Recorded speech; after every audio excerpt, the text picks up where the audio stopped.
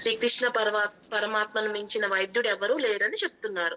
సదా యోగి, ఎల్లప్పుడూ యోగ స్థితియై ఉండువాడు, ఎప్పుడు తన స్వస్వరూపంలో రమిస్తూ యోగంలో లీనమై ఉంటాడు. ఎప్పుడు యోగ నిద్రలో ఉంటాడంట స్వామి.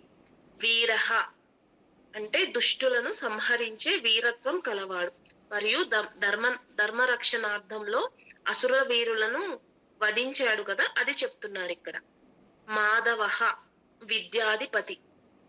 మాధవ అంటే లక్ష్మీదేవి యొక్క పతి అని వస్తుంది. ఇక్కడ ఈ సందర్భాన్ని బట్టి విద్యాధిపతి అని చెప్తున్నారు. మా అంటే జ్ఞానము, దవహ అంటే పతి, విద్యాధిపతి. అన్ని జ్ఞానములు స్వామి అందే ఉన్నాయని చెప్తున్నారు. మధుహు, మధు అంటే తేనె, తేనె వలె అమితానందాన్ని ప్రసాదించగలిగిన పరమాత్మ అని. మనం శ్రీకృష్ణ పరమాత్మ యొక్క రూపంని చూస్తే చాలా ఆకర్షిస్తాం, చాలా అట్రాక్ట్ చేసుకుంటాడు స్వామి మనల్ని, అది చెప్తున్నారు. అందుకని స్వామిని ఇక్కడ తేనెతో పోలుస్తున్నారు, మధుహు అని. అతీంద్రియ, ఇంద్రియాలతో గ్రహింప సఖ్యం కానివాడు. స్వామిని ఇంద్రియాలతో మనం పట్టుకోలేము, అందుకని ఇక్కడ అతీంద్రియ అని చెప్తున్నారు. మహామాయ, గొప్ప మాయావంతుడు, దుస్సాధ్యమైన మాయను కలిగించువాడు శ్రీకృష్ణ పరమాత్మ. భగవద్గీతలో కూడా ఇదే చెప్తారు స్వామి, నేను మాయను కలిగించువాడెను. మమ మాయ దురత్యయ, నా మాయ దాట సత్యము కానిది, ఎవ్వరూ నా మాయ నుంచి తప్పించుకోలేరు.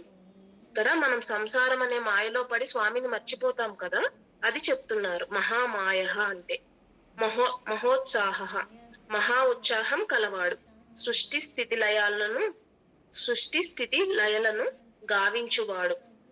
మహా ఉత్సాహంతో సృష్టి స్థితి లయలను చేకూరుస్తాడు స్వామి అని చెప్తున్నారు. మహాబలహ, బలవంతులలోకెల్లా బలవంతుడు. మముక్షులకు తెలియబడువాడు, మరియు సర్వ విద్యలు తెలిసినవాడు. అన్ని రోగములను నశింపజేసే గొప్ప వైద్యుడు శ్రీకృష్ణ పరమాత్మ.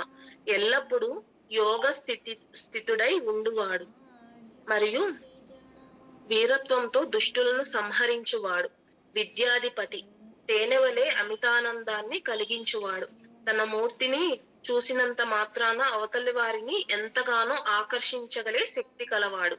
అతీంద్రియ, ఇంద్రియాలను గ్రహింప సఖ్యము కానివాడు, గొప్ప మాయావంతుడు, మరియు ఎంతో ఉత్సాహంతో సృష్టి స్థితి లయలను గావించువాడు, మరియు బలవంతులలోకెల్లా బలవంతుడు శ్రీకృష్ణ పరమాత్మ అని. ఈ నామాలకు ఇవండి అర్థాలు.